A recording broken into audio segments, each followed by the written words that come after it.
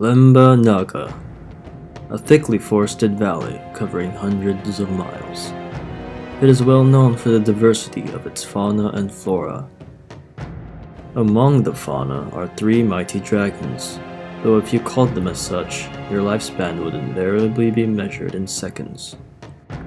On this glorious day, the dragons are doing what they do best, preparing to deal with 3 interlopers that have so brazenly intruded upon their territory, seeking to rescue the princess they are guarding. And who exactly are the bold heroes of this quest? Varian, the mage, a prodigy from a young age, blessed with the ability to reflexively counter any magic used against him. But his petition to join the ranks of the High Mages has been denied again and again due to his lack of true mastery of any field of magic. He seeks to test himself against the dragons, some of the greatest mages in the world, to prove himself worthy. Laurus, the apothecary, unmatched in the healing arts. Rumors of a dragon holding power over death has whetted his interest. To cheat death would be his greatest challenge yet. Cerulaeus, the knight, renowned throughout the land for his fixation towards black and white morality, as well as his mastery of the blade. And what better way to satiate both than by challenging the foul dragons who kidnapped the princess? He has sworn a great oath to rescue her. Forsooth, the vile dragons are a blight to all that is good. God willing, we shall smite them down and rescue the maiden from their dastardly clutches. Ah, shut it, old man. Who even speaks like that these days?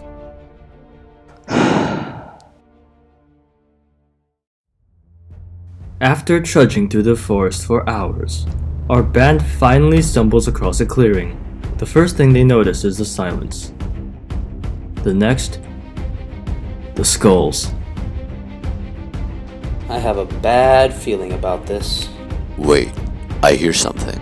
Wretched beast! Solus.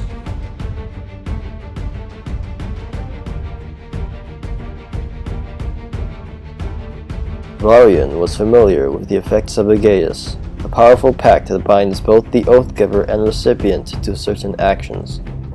In this case, the terms were simple. The other adventurers could not harm the dragon, but neither could he harm them. A non-verbal Gaius? How is this possible? Little mage, so glad to have you here. You seek true mastery. Kairos will show it to you. And your pathetic imitation of the arcane will not protect you from my sorcery. Solis Exkin, Paul Irim, Impetus Gladiorium.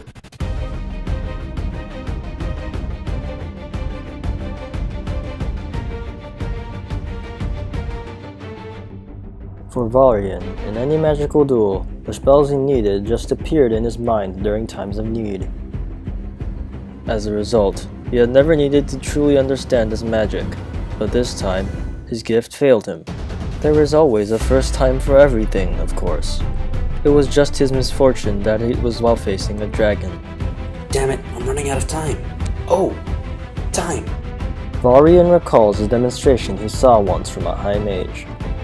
A blast of lightning just stopped near him.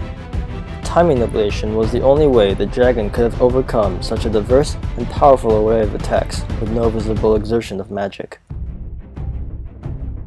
The problem with time magic is the enormous amount of energy required to sustain it. This amount would be substantial even for dragons, who have much larger arcane reserves than humans. Evasion would be the key to victory. As soon as he reached this conclusion, the dragon vanished into thin air. What in the blazes happened here? Varian recounts the events that happened, and shares his suspicion the whole encounter was some sort of test for him. The 3 then warily continued through the forest. By the time they reach the next clearing, it is early afternoon. This time, the dragon is waiting for them. My name is Smirich, Lord Apothecary, and today you'll find me a challenge you won't be able to overcome. As you can imagine, As a healer, Loris never imagined that his challenge against the Dragon of Death would involve a one-on-one brawl. He envisioned aiding the knight and perhaps the mage, countering the death from a safe distance with his healing arts. But he was not without his defenses. Adriar, Lord of Life, I call upon your power in accordance with the terms of our pact. Bind!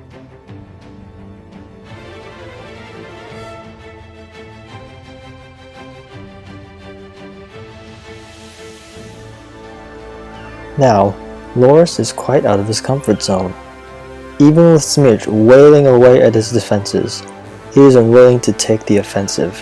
After all, why would a healer ever attack? But as the dragon begins shattering his inner defenses, Loris decides to act. Exovo!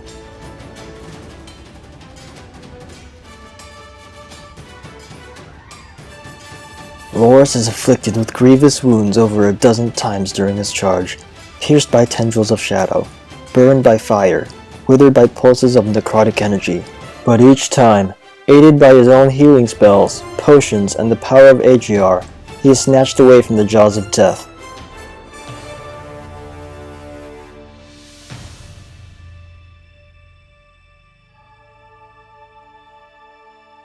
It seems like your hunch was correct, Varian. All of the dragons act like some sort of counter to us. Ceruleus, you better prepare yourself. Seems like you're next. Aye! The band then continue to advance through the forest. This time, there appeared to be no sign of anybody or anything, but the area is still filled with an unnerving silence. Stay at guard, comrades! Who knows when?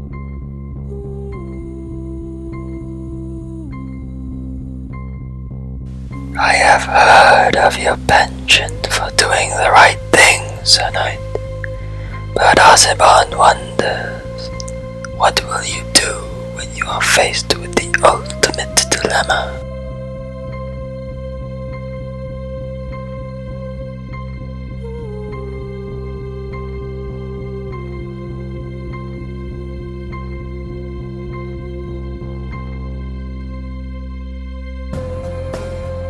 The princess or the village? Choose wisely, or you may have no choice left.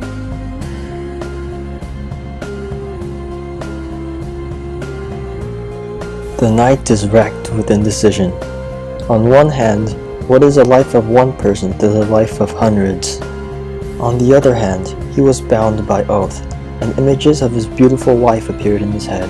How could he abandon such a woman? Gods forgive me!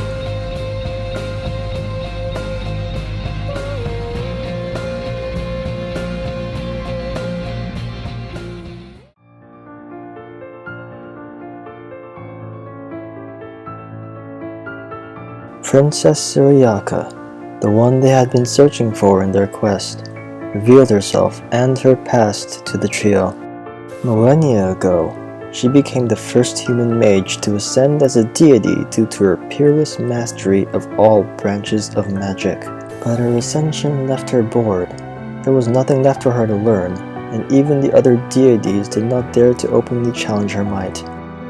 So, to keep herself entertained, she designed a game.